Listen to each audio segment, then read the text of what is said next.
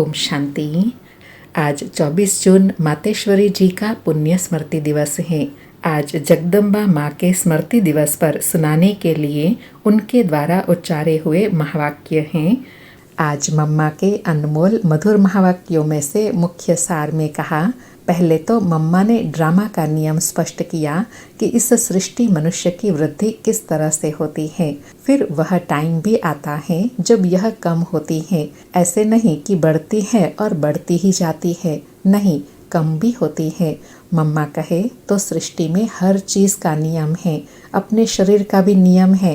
पहले बाल, फिर किशोर, फिर युवा, फिर वृद्ध, ऐसे सृष्टि का नियम है। मम्मा कहे तो हर एक बात का बढ़ना और उसका अंत होना, यह भी नियम है।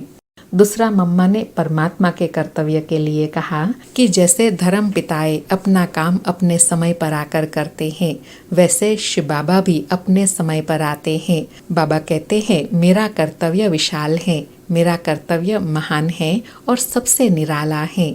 इसलिए कहते हैं, भगवान तेरा काम निराला है। उनको सर्वशक्तिवान भी कहते हैं। तो मम्मा कहे सबसे शक्तिशाली काम है आत्माओं को माया के बंधनों से छुड़ाना, और दूसरा नई दुनिया की सैपलिंग लगाना।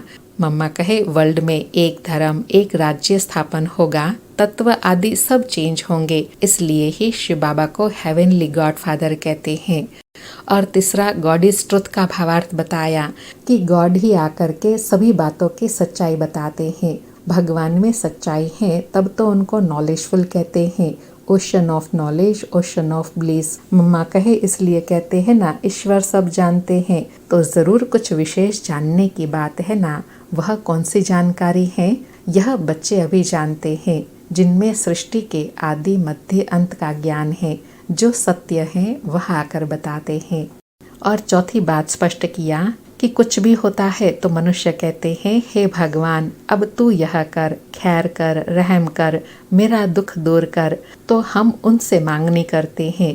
तो मम्मा कहे उससे ज़रूर हमारे कुछ संबंध है, इसलिए उस तरीके से हम याद करते हैं जैसे उसने हमारे ऊपर कोई एहसान किया है। अगर कभी एहसान किया ही नहीं होता तो हम क्यों उनके लिए माथाकुटी करते।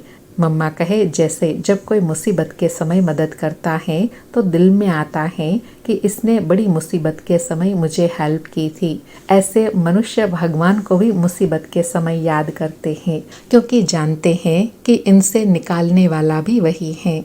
और पांचवी बात बताई कि बाबा कहते हैं, मैं ही आकर के कर्म की जो यथार्थ नॉलेज है वह सिखाता हूँ, जिसको कहा जाता है कर्म योग श्रेष्ठ।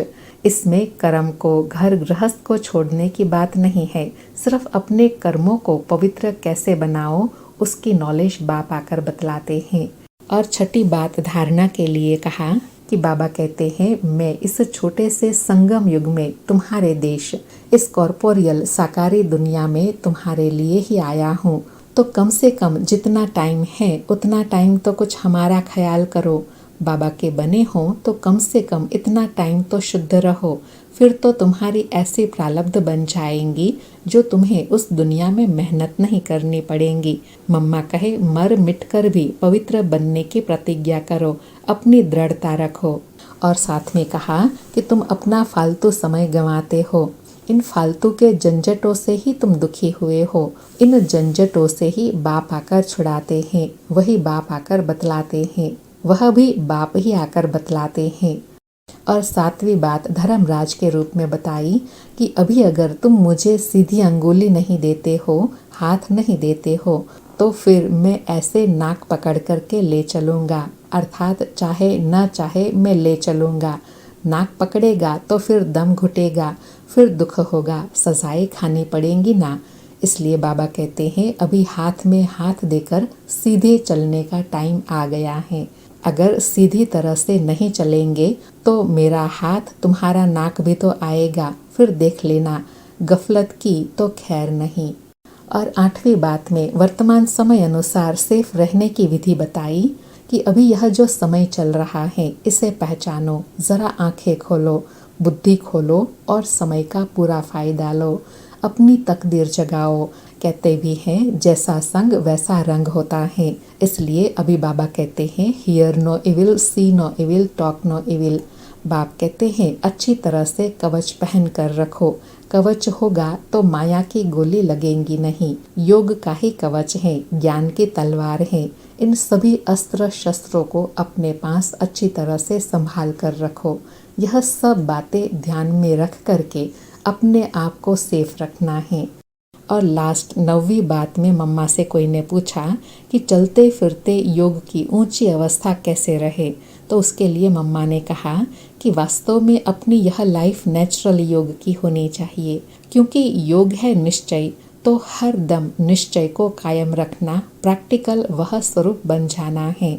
निश्चय रूप बन कर्म इंद्रियों से कर्म करो, भल स्थूल कर्म इंद्रिया भी कार्य करती रहे, मगर खुद को उस ही सुख स्वरूप अवस्था में लवलीन रहना है।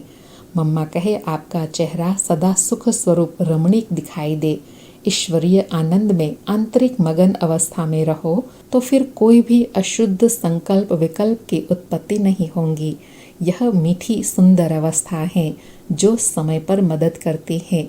ऐसे ईश्वरीय अलौकिक मीठी प्योर लाइफ बनाने का अब ही गोल्डन चांस तुम्हें मिला हुआ है, तो ऐसी अवस्था बनाने के लिए थोड़ी मेहनत करो। सुनते हैं मातेश्वरी जगदम्बा माँ के अनमोल मधुर महावाक्य।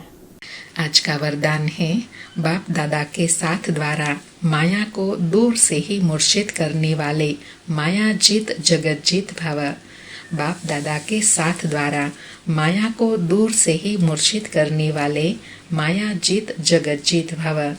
स्पष्टीकरण है, जैसे बाप के स्नेही बने हो ऐसे बाप को साथी बनाओ तो माया दूर से ही मूर्छित हो जाएंगी। शुरू का जो वायदा है, तुम्ही से खाऊं, तुम्ही से बैठूं, तुम्ही से रूह को रिझाऊं, इसी वायदे प्रमाण सारी दिनचर्या में हर कार्य बाप के साथ करो तो माया डिस्टर्ब कर नहीं सकती, उसका डिस्ट्रक्शन हो जाएगा। तो साथी को सदा साथ रखो, साथ की शक्ति से व मिलन में मगन रहने से माया जीत जगत जीत बन जाएंगे। बाबा कहे माया जीत जगत जीत बनने के लिए अपने को बिजी रखना है। उसके लिए बाबा ने वायदा स्मृति में दिलाया, जो वायदा है, तुम ही संग खाऊं, तुम ही संग बैठूं, तुम्हें से रूह को रिझाऊं। अर्थात वायदे प्रमाण हमारी सवेरे से रात तक दिनचर्या होंगी तो माया कभी भी डिस्टर्ब नहीं करेंगी, उसका डिस्ट्रक्शन हो जाएगा और मगन अवस्था का सहज अनुभव कर सकेंगे। आज का स्लोगन है, अपनी ऊंची वृत्ति से प्रवृत्ति की परिस्थितियों को चेंज करो। अपनी ऊंची वृत्ति से प्रवृत्ति की परिस्थितियों को चेंज करो। आज के अव्यक्त इशारे हैं, सदा हर्षित रहने के लिए अपनी नेचर को सरल बनाओ, सहनशील बनो। आज बाबा कहे अव्यक्त स्थिति रूपी दर्पण को साफ और स्पष्ट करने के लिए सरलता, श्रेष्ठता और सहनशीलता, इन 3 बातों पर ध्यान दो। अगर तीनों में से एक भी बात की कमी है तो दर्पण पर भी कमी का दाग दिखाई पड़ेगा। इसलिए जो भी कार्य करते हो उसमें साधारणता दिखाई ना दे, साधारणपन को श्रेष्ठता में बदली करो। हर कार्य में सहनशील और वाणी में सरलता को धारण करो, तब सर्विस में सफलता दिखाई देंगी। आज बाबा ने अव्यक्त स्थिति का दर्पण बनने के लिए व दिव्य दर्पण बनने के लिए 3 बातों पर अटेंशन दिलाया। एक तो सरल स्वभाव हो, श्रेष्ठ स्थिति हो और सहनशीलता हो।